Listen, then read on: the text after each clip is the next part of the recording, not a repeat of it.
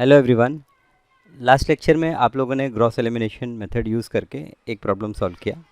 आपने देखा कैसे ग्रॉस एलिमिनेशन यूज़ करते हैं। दो मेथड से डिस्कस किए थे हमने। एक इक्वेशंस को वेरिएबल्स को एलिमिनेट करके, और दूसरा हमने देखा था कि मैट्रिक्स मेथड को यूज़ करके कैसे सॉल्व करते हैं। तो आज के प्रॉब्लम में अगेन ये दो प्रॉब्लम जो है, ये प्रॉब्लम जो है इसे हम दोनों ही मेथड से सॉल्व करेंगे। मैं आपसे रिक्वेस्ट करूँगा कि आप वीडियो को पॉज करें, पहले दोनों मेथड से आप खुद ट्राई करें, देखें क्या एक्स वाई जेड का वैल्यू आता है, और फिर वीडियो को आप थोड़ा सा फास्ट फॉरवर्ड मोड में लेकर चेक कर सकते हैं कि आपका सोल्यूशन और यहाँ पर जो मैं सॉल्व कर रहा हूँ दोनों का सोल्यूशन सेम आता है या नहीं। राइट, ठीक है। तो यहाँ पर स्टार्ट करेंगे। पहला इक्वेशन है x plus Y plus z. Always मैं कोशिश करूँगा कि एक इक्वेशन जिसमें x का कोएफिशिएंट 1 हो उसे फर्स्ट इक्वेशन कंसिडर किया जाए। तो ये मेरा पहला इक्वेशन। दूसरा इक्वेशन है 2x plus Y plus Z equal to 5, ये सेकेंड इक्वेशन। और थर्ड इक्वेशन है 3x plus 2y plus Z equal to 7। अच्छा, ये जो प्रॉब्लम है ये मुझे लास्ट प्रॉब्लम से थोड़ा इजी लगता है। क्यों? क्योंकि यहाँ पर आप देखेंगे तो जो z कोऑर्डिनेट है सारे ही इक्वेशंस में z कोऑर्डिनेट नहीं, z का जो कोएफिशिएंट है वो सेम है 1 1 1। सो यहाँ पर एलिमिनेट करना है तो इक्वेशन 1 को सब्ट्रैक्ट करते हैं पहले इक्वेशन 2 से। तो यहाँ पर लिखेंगे subtract equation, subtract subtract equation, एक minute, subtract equation 1 from equation 2। So equation 2 यहाँ पर है हमारे पास 2x plus Y plus Z equal to 5, ये इक्वेशन 2 है। और इक्वेशन 1 है x plus Y plus Z equal to 4, ये इक्वेशन में। और हम क्या कर रहे हैं? सब्ट्रैक्ट कर रहे हैं, माइनस, ये प्लस का माइनस, ये माइनस और ये माइनस। तो 2x minus x will give me result as x। यहाँ पर y माइनस वाई, ये तो आपका ज़ीरो हो जाएगा, और z माइनस जेड, ओहो क्या बात है, यहाँ पर y तो आपका ऐसे ही एलिमिनेट हो गया, y भी एलिमिनेट हो गया, z भी एलिमिनेट हो गया, और यहाँ पर 5 माइनस 4 ये आपको मिला 1। तो x इज इक्वल टू 1, ये आंसर हमें मिल गया। तो देयरफॉर x इक्वल टू 1। ठीक है, अब क्या करेंगे? इक्वेशन 1 को सब्ट्रैक्ट करते हैं इक्वेशन 3 से। तो सब्ट्रैक्ट इक्वेशन 1 फ्रॉम इक्वेशन 3। मैंने फ़िलहाल ये जो सब्ट्रैक्शन किया, सब्ट्रैक्ट वो z को एलिमिनेट करने के लिए, सब्ट्रैक्ट इक्वेशन 1 फ्रॉम 3।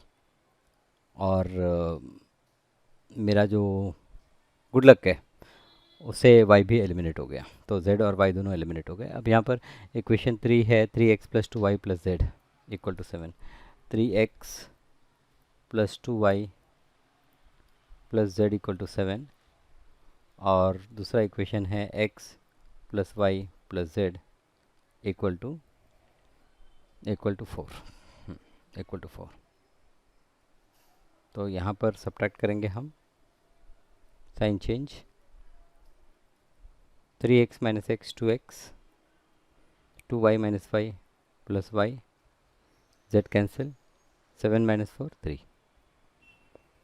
तो ये इक्वेशन x इक्वल टू 1, इसे हम कंसिडर कर लेते हैं फोर्थ। यहाँ पर ये इक्वेशन कंसिडर कर लेते हैं 5। अब क्योंकि ऑलरेडी x हमें पता है, so from equation 4 and 5, from 4 and 5, ये 2 इंटू एक्स की value 1 plus y is equals to 3। तो y equal to 3 minus 2, so 3 minus 2 1। तो ये y की वैल्यू जो है ये भी 1 हो गई, so therefore y equal to 1। तो I got the value of x, I got the value of y। अब z फाइंड आउट करना है, तो ये दोनों वैल्यू जो है इसको किसी और इक्वेशन में पुट कर देते हैं. So put x is equal to 1 and y is equal to 1 in equation 1. तो देखिए इस तरह से कभी कभी ग्रॉस एलिमिनेशन मेथड हमें काफ़ी सिंपल मिल जाता है. तो x plus Y plus z is equal to 4. So therefore 1 plus 1 plus Z equal to 4. So therefore 1 plus 1 2, 2 plus z equal to 4. Therefore z equal to 4 minus 2 equal to 2. Okay, so therefore यहाँ पर जो z है z की value हो गई 2. So therefore finally हम कह सकते हैं x equal to 1, y equal to 1 and z equal to 2. So x1, y1 और z2. Right, done. ओके, अच्छा अब इसी को हम करेंगे मैट्रिक्स यूज़ करके. सो पहले क्या करेंगे, पहले हम राइट करेंगे write equation in matrix form. Write equation in matrix form. So equation को मैट्रिक्स फॉर्म में लिखेंगे तो x plus x plus Y plus z. तो यहाँ पर कोएफिशिएंट लिखते हैं. तो ये हम बनाएंगे मैट्रिक्स के लिए और 1 1 1. सेकेंड इक्वेशन है 2x plus Y plus Z equal to 5. तो 2x मतलब ये 2 प्लस वाई 1 प्लस जेड 1. और तीसरा इक्वेशन है third equation 3x plus 2y plus Z equal to 7. 3x plus 2y plus z. ये फिर यहाँ पर x y z equal to यहाँ पर 4 5 और 7. बराबर 4 5 7. राइट हैंड साइड में क्या है, 4 है 5 है और 7 है. ओके ठीक है. तो ये हमने इक्वेशन मैट्रिक्स फॉर्म में लिखा. अब यहाँ पर हम R2 जो है R2 पे अप्लाई कर सकते हैं R2 minus 2 times R1 and R3 पे इसी तरह से अप्लाई कर सकते हैं R3 पे R3 माइनस 3 टाइम्स R1. सो देयरफॉर ये पहली line 1 1 and 1 as it is. दूसरी लाइन 2 माइनस 1 ये 1 1 माइनस 1 ये 0 1 माइनस 1 ये भी 0. और तीसरा यहाँ पर 3 माइनस 1 सॉरी 3 टाइम माइनस कर रहे हैं तो 3 माइनस 3 ये 0. अच्छा एक गलती कर दी मैंने, ओहो हो एक नहीं बहुत सारी गलतियाँ की है मैंने. ये रफ कर देते हैं. क्या है R2 पे R2 माइनस 2 R1 है तो 2 टाइम माइनस करना है. सो 2 माइनस 2 ये 0 होगा. 1 माइनस 2 ये माइनस 1 होगा और 1 माइनस 2 ये भी माइनस 1 होगा. और यहाँ पर 3 माइनस 3 ये 0.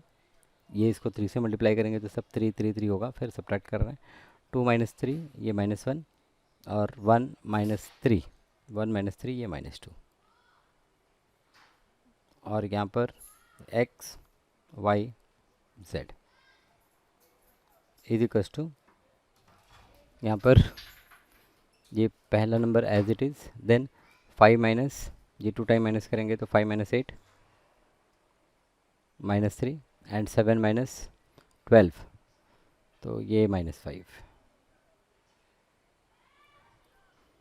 अब यहाँ पर R3 जो है मुझे 3 नंबर 0 चाहिए तो ये 2 0 हो गया. अब ये इसे 0 करने के लिए R3 पे हम अप्लाई करेंगे R3 माइनस R2.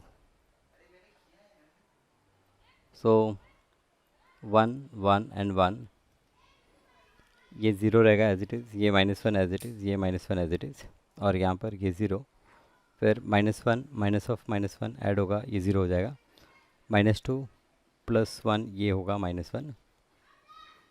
यहाँ पर ये x y और z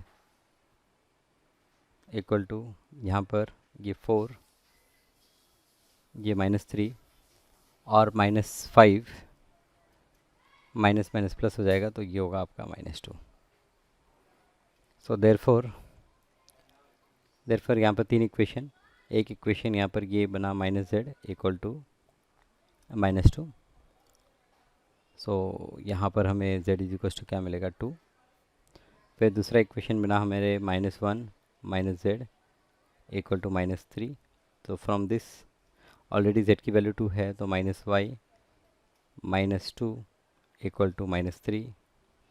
so from this we get y minus y equal to -3 plus 2 is -1, and from this we get the value of y is equals to 1।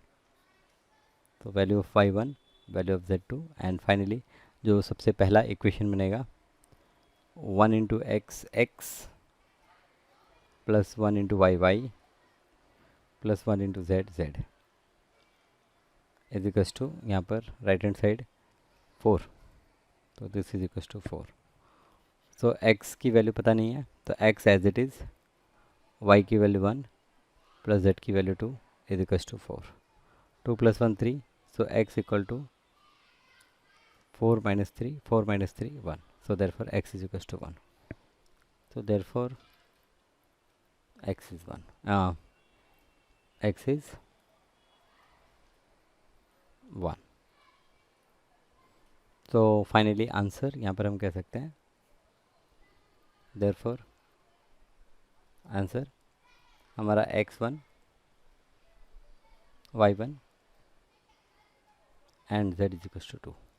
Okay, so ये इस तरह से Gauss elimination method से हम problem को solve करेंगे। तो I hope ये दो एग्जांपल सफिशिएंट है, बाकी सारे ही प्रॉब्लम आप सॉल्व कर सकते हैं।